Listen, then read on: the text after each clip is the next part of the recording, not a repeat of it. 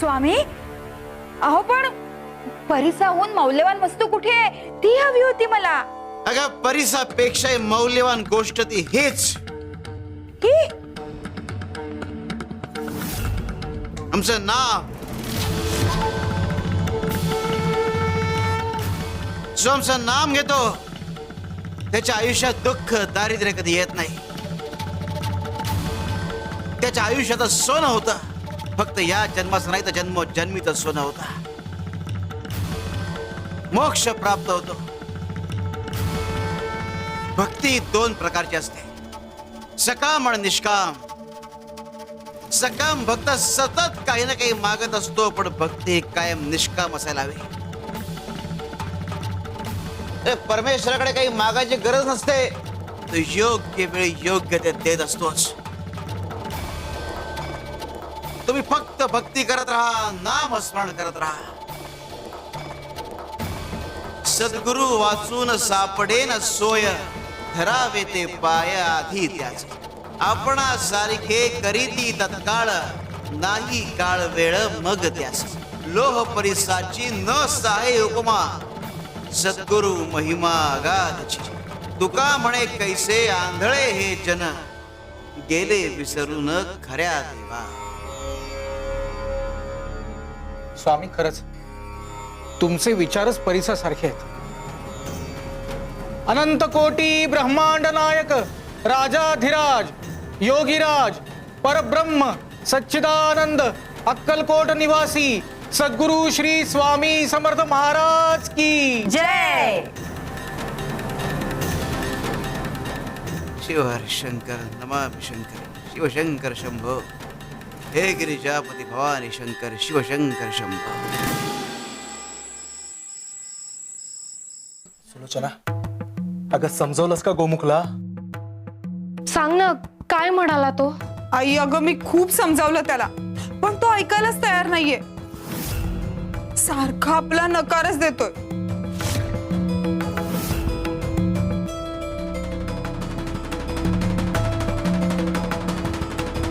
मला बघ. गोमुख, अरे बाळा, पालवी अतिशय उत्तम मुलगी आहे. लग्नानंतर ना ती तुझ्या गणपतीच्या साधनेत कसलाही व्यत्यय येऊ देणार नाही. उलट ती बाप्पांच्या साधनेत तुला नेहमी साथच देईल. बाबा, मला हे मान्य नाही. मी माझं संपूर्ण आयुष्य गणपतीच्या चरणी वाहिले,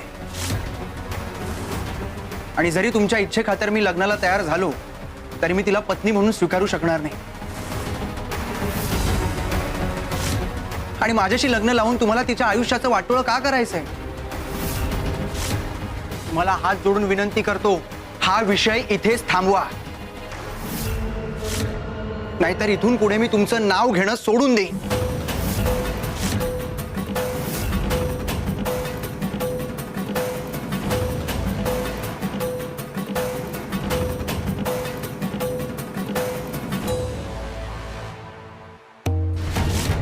शिवशंकर शंभो.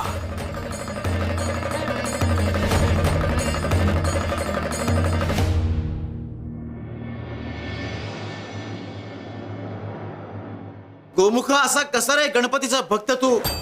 अरे गणपतीने आई वडिलांभोवती प्रदक्षिणा घालून त्यांना विश्वाचं स्थान दिला, आणि तू आई वडिलांच्या इच्छेचा अव्हेर करतोयस. आणि तुला काय वाटतं, तुझ्या या अशा वागण्याने गणपती प्रसन्न होईल? गोमुखा, तुझ्या अविवाहित राहिल्याने तुझ्या आई वडिलांवरचा काय परिणाम होणार आहे ठाऊक आहे का तुला?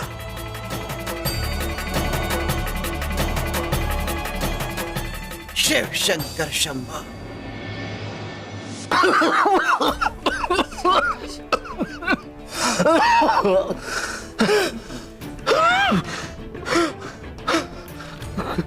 गोमुखचं लग्न झालं नाही. ही खंत मला मला पोखरते भागीरथी. आता कोणीच वाली राहिला नाही आपला भागीरथी. आपल्या मुलांचा संसार बघायचा होता. सुनेच्या पायगुणानं घर भरावं, नातवंडाच्या हसण्यानं घराचं गोकुळ व्हावं, सगळं अपूर्ण राहिलं. यामुळेच तर माझी ही अवस्था झाली. व्यवसाय बुडीत गेला. उरलेल्या आयुष्याचाही आता ओझं झालंय. आता यावर एकच उपाय. देवाने आता आपली यातून सुटका करावी. मृत्यू. आता मृत्यू हा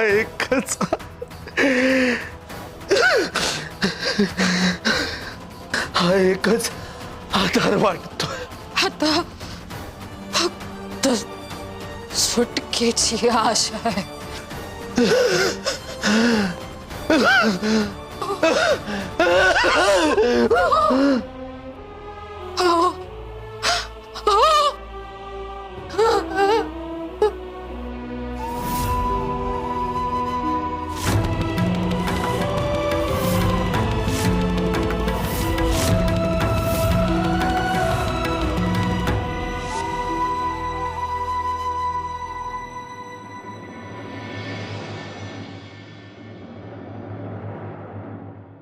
आम्हाला सांग, हे सगळं जर तुझ्या आई वडिलांच्या बाबतीत घडलं तर तुला चालणार आहे का?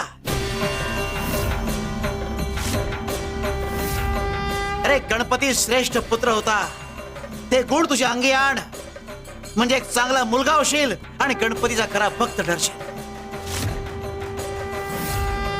आम्हाला सांग, लग्न करायला तयार आहेस की नाही?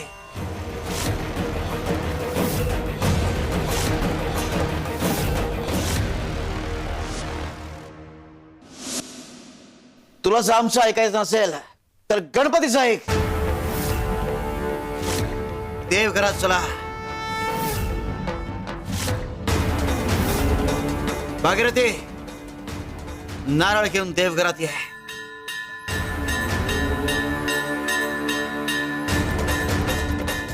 शिव शंकर शंभा.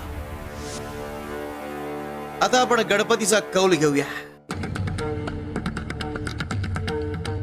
स्वामी, कौल घेण्याची खरंच गरज नाहीये. तो होईल लग्नाला तयार. हो ना गोमुख? आमच्या समक्ष पुन्हा एकदा घे.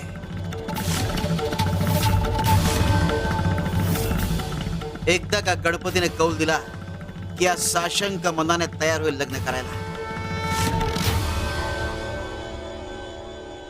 हे काय केलं स्वामी?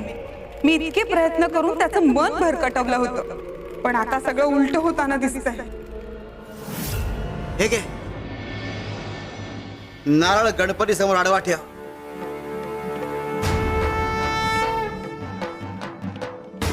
श्री गणेशाय नमः. जशी भक्ती डोळस असावी तसा कौलही डोळस असावा. बंद डोळ्याआड बरंच काही घडतं. दिशाभूल होण्याची शक्यता असते. डोळे उघडे ठेवले तर योग्य मार्ग सापडेल. घे नाव. श्री गणेशाय नमः.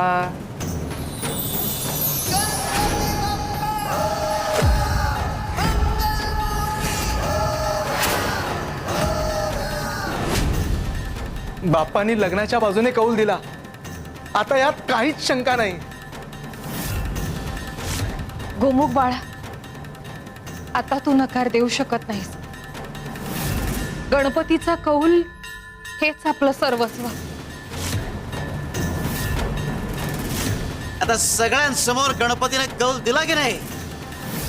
आता गणपतीची इच्छा मान्य करणार की नाही?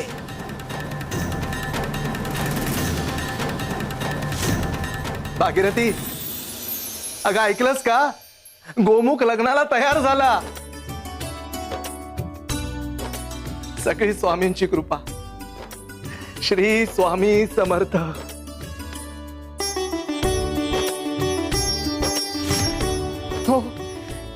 स्वामींच्या कृपेने आता आपलं आयुष्य सार्थकी लागणार आहे.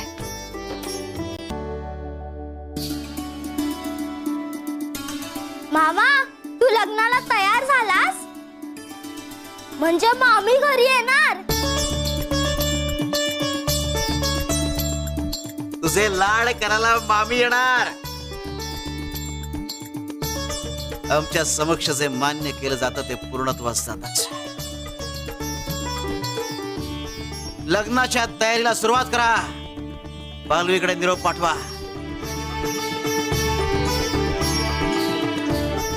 आता आम्ही बघतो कोण आडकाठी आणता येते. ठीक आहे, लग्नासाठी आत्ता होकार दिलाय, पण तो लग्नाच्या मांडवात उभा राहील तरच खरा.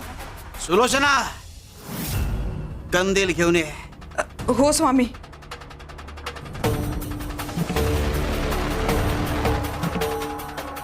शिवशंकर शंभा. सुलोचना, कंदिलाच्या प्रकाशात आम्हाला वाट दाखवतेस. अगं पण जे न कळतपणे आम्हाला वाट दाखवताना तुलाही वाट दिसतीये.